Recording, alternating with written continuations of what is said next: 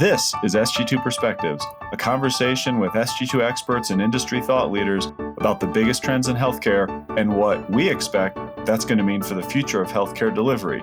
There's some exciting stuff going on in the EP world that will challenge organizations because with some of these new technologies comes a higher cost. Organizations are going to have to think twice about when and how and where to place these new technologies. Welcome to SG2 Perspectives. I'm Lisa McGuire, an Associate Principal with Spend Management Market Insights at SG2, and I'll be your host for this episode. Earlier this year, we did a podcast all about supply chain and how the role of supply chain is changing. Most importantly, this podcast began to discuss how the biggest trends impacting demand will have corresponding impacts on supplies and spend. This is a growing area of research for us, so we wanted to go deep into some of those trends, specifically at the service line level. With me today to do just that are my Vizient colleagues, Doug Beinborn and Chad Geese, to talk about some of the cardiovascular specific trends. Thank you both for being here this morning. I had a chance to connect with each of you following this year's Vizient Connection Summit. The summit was held in Las Vegas, Nevada, and had record attendance. Over 2,000 members and over 900 suppliers were there with the goal of discussing some of the biggest challenges, mainly financial challenges, things like increasing costs, eroding margins, but also clinical, rising acuity, and capacity constraints, to name a few. But most importantly, these groups came together to brainstorm solutions. One of the biggest topics we focused on were strategic partnerships between suppliers and providers, and how can we work better together to build greater transparency, improve quality, and address the increasing total cost of care. I know you both had a chance to sit down with some of the cardiovascular leaders from across the country during the event. What are some of the biggest challenges these leaders are facing? Chad, why don't you start? Top of mind has to be the rising acuity level of the patients that they're seeing come into their programs. On the cardiovascular side in particular, that rising patient acuity, increasing complexity. Patients are presenting with more comorbidities and at a later age, which makes them more challenging to manage. First and foremost, that's going to be driving a lot of our volumes over the next 10 years. We sometimes term this as growth, but this is patient demand based on the aging of the population and this rising acuity that we see hit our hospitals' doors every day. Doug, you've been in the trenches. Does that resonate with you? Did you see that evolve as your career went on at Mayo? Absolutely. Every year it seemed like the patients got sicker, more comorbidities, and increased length of stay. The other thing that hospitals are challenged with is the emerging new technologies. We have minimally invasive valve repair or replacement coming up, especially in the mitral valve area. We have new technology coming in the ablation area. And both of these are low margin procedures because the supply costs in both of those are so high. Hospital leaders are thinking, how do we take care of these populations and be able to create a margin at the same time? Excited about technology, excited about how to be able to care for patients in new ways and improve quality of life. How do these create enough margin for hospitals for sustainability? You point out a number of good observations. We've got this increasing volume on the inpatient side projected over the next 10 years of 6% for CV services. We have outpatient growth of over 20% for CV. We've got to find different ways to manage these patients. All of the technology that you've just described, some of it will be care redesign, but some of it will have to be impacted or addressed through adoption of new technology, new approaches, new ways to manage patients, and really leveraging the value proposition that those new technologies bring. There's some exciting stuff going on in the EP world that will challenge organizations because with some of these new technologies comes a higher cost. Organizations are going to have to think twice about when and how and where to place these new technologies. Hospitals are having a hard time throwing enough resources at this. Another thing that came very clear is there's not enough nurses, there's not enough physicians, there's not enough technicians. As we think of new technologies that are being rolled out, would you encourage the suppliers to put their value proposition out there in a way that meets the needs of the providers in managing capacity, increasing quality, decreasing cost, or improving financial margins, revenues, whatever that may be? How can we work with our suppliers to make sure that what they're bringing to the market truly meets the provider's needs in addition to the patient's needs? Hospitals are going to have to juggle that along with industry. And the other thing that's exciting is some of these emerging technologies shortens the length of procedure. But the problem with that is that you look at the mitral valve space, it's an underserved population right now. So it's going to be growth. Even though the procedure is minimally invasive versus surgical, it's still going to be new capacity that's going to have to be reached. Ablation may be a little bit different. It's like if the procedures are able to be shortened by pulse field ablation, it's going to be able to create better capacity. More patients will be going for ablation therapy than before. So there's about 6 million people in the US with atrial fibrillation. Will more of those people go towards ablation when a technology like that comes out? And I guess that's to be determined. In our gut, we would say that we're going to continue to see AFib ablation grow, not only because of the 6 million people, but because we have more hypertension, we have more sleep apnea, we have all the risk factors that continue to grow, and we have an aging population. And Lisa, you had brought up the topic of partnerships. Based on all of what we're discussing here, the challenges, value propositions, the needs of both patients and providers, it makes that partnership between suppliers and providers even more critical moving forward, making sure that suppliers know what their customers would need in order to be successful. Chad, along those same lines, you mentioned the value proposition for some of these suppliers bringing new technology to market. How has the value proposition for some of these new technologies changed? Maybe even 5 years ago, what was the value prop versus today? There has been an evolution as simply looking at outcomes and features of a device has almost become less relevant when you get to these products that are commoditized. I know that's a bad word amongst the suppliers, but at some point, the features all look the same across devices. There are differences, but for the most part, maybe stick with the EP space here. They all seem to function very similarly. Then it comes down to more of a strategic elevation of the customer. How can this fit within a program? How can the supplier support a programmatic approach to managing these patients? We've seen that evolution. We've seen suppliers stand up teams that help to support programmatic development, that help to put products out there that wrap around the device that's being implanted. And so it's become less of a features sale as it is a programmatic support. Just to take off on that, the thing I'm finding interesting is about how to use technology to its fullest. In the CRM space, it's our manufacturers, they have features that identify people that are going towards worsening heart failure. How do we use those diagnostics within the device to be able to remotely care for these patients, to be able to help keep them out of the hospital? And these technologies have been around for 5, 10, 15 years even. It's gotten better each year, but many hospitals do not use these features to their fullest. How do we utilize the technology to its fullest to improve patient care? It's going to be continually to be looked at, and hospitals are adopting that more and more. And Doug, you raised a good point earlier regarding workforce. How does some of this new technology either help alleviate some of the workforce challenges or create perhaps a different model of workforce that's beneficial to provider organizations? Or have you seen good examples of that? Yeah, I have seen some good examples in the CRM space. Hospitals that have really adopted remote heart failure diagnostics. The companies have created technologies that alert the nurses that are taking care of those patients who they need to look at. So there's red alerts, meaning that you need to look into this patient right now. And green, that means the patient's doing well. You really don't need to intervene with this patient. It's allowed nurses and technicians to be able to work at higher capacities, and they know which patients they need to call and intervene with versus checking on all patients to see, because that's not a very efficient model. So maybe they even take care of a few less patients and it's more intense, but it's more meaningful and it will keep those people out of the hospital, or maybe just a clinic visit versus a hospital visit. And this goes into being able to use your workforce in new ways. They're well trained. They know what to do. If they have to take care of this huge population, they have no data to go on versus they're taking care of patients with new data that alerts them that who gets prioritized. It really changes the healthcare paradigm.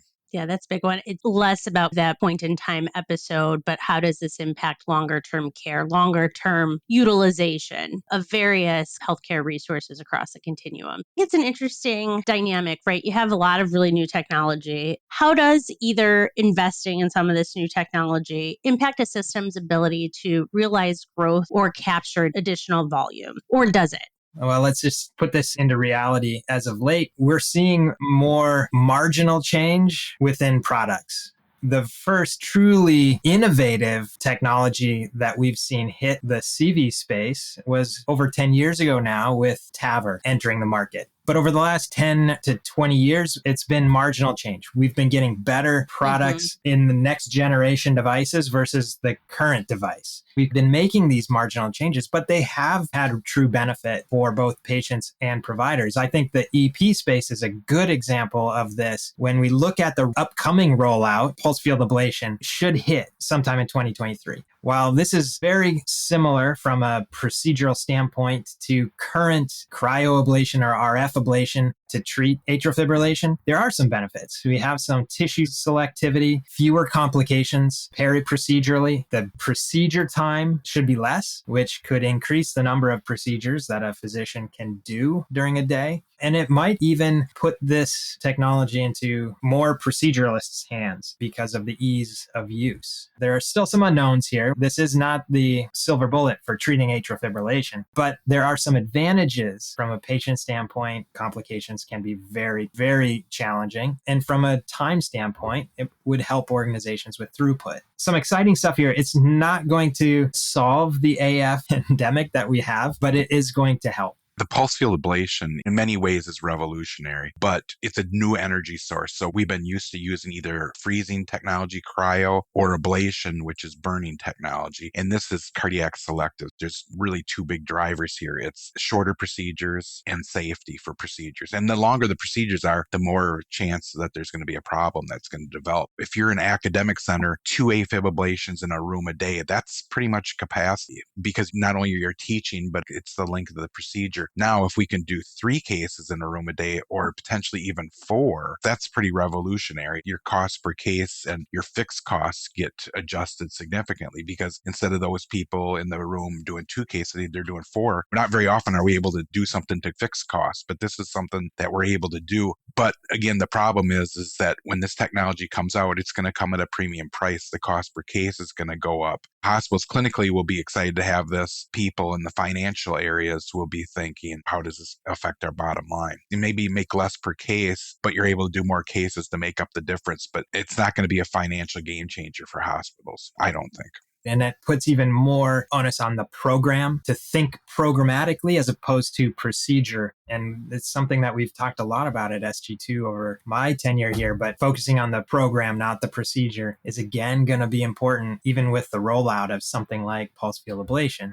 It sounds like some of this new technology, it can boost growth because it allows you to do more, but it comes at a price. So there's a lot of different factors at play, a lot of different dynamics. One thing that's really interesting in this space too is hospitals want to be on the cutting edge. Hospitals will have to weigh in. It's like, okay, am I going to purchase this and I know there's going to be a significant cost with it, or am I a late adopter? The other thing is they're looking at physician satisfaction and do they have the tools to treat? With the shortage of physicians as well, this could be a differentiator for hospitals that if they don't purchase this, the physicians will either not come there or they'll be looking to go to a competitor because they'll feel they need this technology. So I think many hospitals are going to be early adopters of this. And obviously there's going to be a rollout from each of the companies because they can't bring everybody up to speed at the same time. I don't think there's going to be many late adopters just because of the clinical benefits as well as staying competitive in your market. As they're thinking about bringing this new technology on, I think they're going to want this. Every EP doc that I've talked to can't wait for this to hit the market. But what are the considerations? We have the generator. That's a capital expenditure, largely. We've got catheters. They're going to be new that these EP physicians haven't used before. That may function slightly different. We've got mapping systems that those catheters connect to along with the generator that will hopefully be able to be used in a PFA case versus their RF or cryo cases today. But we've got the mapping system. Those are some pretty key considerations if you're thinking we need to bring this new generator on so that we can do PFAs. But there's a whole bunch of other technology in that room that are used during the case that may or may not be compatible. Chad, that's an excellent point because you're thinking ahead that it's like, I'm going to have this increase in supply costs, but to be able to use that supply, I have a lot of capital costs that are going to be in the equation as well. So many of our new technologies that come out, there's sometimes not much for capital costs. This one, there's a significant capital cost with. Hospitals will have to prepare for that. And as we all know, capital equipment right now to be able to get that approved at hospitals sometimes is very challenging just because they're cutting back on their capital equipment approval process for the year or for maybe multiple years in a row. That was not uncommon before the pandemic. This is going to put further constraint on this. And this is where the physicians are going to have to show that this is justified through clinical outcome, safety, and efficiency. We talked about a lot of different types of technology coming to market, but also with that comes a lot of expense. As some of this stuff comes to market, if you're a provider and you had to summarize, what are my key considerations in terms of adoption? What are those considerations? Some of the considerations would include the financial impact to your lab. I mean, first, if you're a clinician, you're thinking, what's my clinical impact to my clinical practice? Am I going to improve safety, lesser complications? Will I have less readmissions? Not that clinicians can't be financial stewards for the hospital, but the first hurdle to cover with them is there a clear advantage with this technology? And I think the technology we've talked about, there is a clear advantage. From the hospital system, it's how do I stay competitive in my market? How do I stay cutting edge? On the other side of it, I have to look at my financials and think long term. How does this affect my bottom line? Am I accepting of smaller margins, but can I make up for it in different ways? It's one of those things that in the healthcare equation, you have to look at quality and cost over outcomes and be able to weigh those. With these technologies emerging, most hospitals will say, I have to get into this field and be able to treat patients in this manner. And they're going to have to figure out how to improve through efficiencies and other ways to be able to get the margins that they need. From the industry perspective, they have to really evaluate how this is going to impact volumes. How is this going to impact their ability to meet the demands within their market? You mentioned the financial situation, Doug, from the provider's perspective, but from the industry side, I think they also have to be mindful of that. Are you approaching a program that's going to be able to absorb that extra capital expense? Or are there novel ways that you can work with your customers, in this case, the providers, to financing these types of investments? We've seen a lot of really novel financing structures put in place for these new technologies. There's willingness on industry's side to make sure that they are being good partners with their customers, with the providers. And this is a good example of that being a necessary part of the rollout. And I guess if you're a patient or consumer, what's your role in all of this? Do you have one? As a patient, they're becoming more and more knowledgeable each year because there's many different ways you can do searches now. So obviously the internet, you have to be careful with the good and the bad, but the patients come in to talk with a physician in ways that they haven't talked with in the past at a level of questioning. How are you going to approach this procedure? What technologies use? You have people asking about 3D mapping, and I'm guessing you're going to have patients coming in there saying, are you going to be using pulse field ablation? And then the other question patients should have right now is, do I wait for pulse field ablation to be out there before I have my procedure? So the patients will have more and more questions for their providers, which is good. We want to inform consumer. The patients seem to have the upper hand these days. They really do. They've got more information that they bring to their providers. There's choice out there as more providers, more health systems are offering more. And so patients really are almost demanding of these new technologies because there's more information available online to inform them. So this topic of consumerism can't be overlooked even in the CV space. Yeah, it sounds like that could be an entirely different topic for another day. The role of consumerism and adoption of technology. We talked a lot about the challenges that both providers and suppliers are facing as it relates to this additional spend in new technology in different innovative ways to treat patients. Any other parting thoughts or comments? I think it's exciting time in cardiology and all medical spaces. We used to think about we could throw technology at everything and get the results we need. And we're kind of taking a step back and looking at the whole healthcare equation. How do I look at total cost of care, not just the supply price, but also as patients come in and become more demanding in good ways? It's like you look at the whole healthcare experience. How do you create the efficiencies and how can you get patients out of the hospital in more timely manners? It's just part of the total cost of care. And if we bring this full circle back to the Vizient Summit, we have all stakeholders trying to address these key constraints that exist within healthcare today around financial pressures, capacity constraints, access issues, and workforce challenges. And while technology isn't going to solve them in and of itself, having all of these stakeholders come together, sit down at the table, and talk through what they can bring to these challenges, to solve these challenges, will only help. And it will require both sides making sure that they are bringing their best to the table. Thank you both so much, and we look forward to hearing from you both again in the future sometime. Thanks so much for listening to SG2 Perspectives. As always, I really value your feedback, input, comments, or ideas for episodes, and you can reach us at sg2perspectives@sg2.com. Additionally, I recommend that you check out some of the other Vizient podcasts, which cover a range of clinical and operational areas. Those can all be found at vizientinc.com/podcasts.